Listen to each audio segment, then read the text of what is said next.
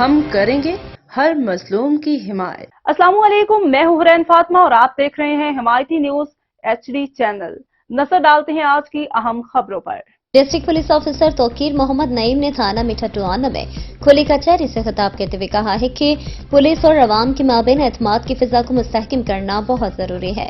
اس موقع پر سائلین نے اپنی شکایات DPO کو تحریری پیش کی، جنہیں سن کر موقع پر ان کے احکامات جاری کیے گئے۔ عوام سے گفتگو کرتے ہوئے DPO نے کہا کہ ہمارا کام لوگوں کی بلا تفریق خدمت کرنا ہے، جبکہ بحیثیت DPO کسی سائل کے ساتھ ناانصافی اور زیادتی کو کرتن برداشت نہیں کیا جائے گا۔ انہوں نے کہا کہ عوام اپنے ارد گرد کے ماحول میں مشکوک افراد اور جرائم پیشہ عناصر پر کڑی نظر رکھیں اور جرائم کے خاتمے کے لیے پولیس سے تعاون کریں۔ انہوں نے کہا کہ نوجوان نسل آوارہ گردی اور نشے سے خراب ہو رہی ہے، جس کے لیے معاشرے کے تمام افراد اپنا اپنا کردار ادا کریں۔ انہوں نے کہا کہ منشیات فروشوں، جواریوں، چوریوں اور ڈاکوؤں کے ساتھ کوئی رعایت نہیں برتی جائے گی، جبکہ قانون کی خلاف ورزی کے خلاف سخت ایکشن لیا جائے گا۔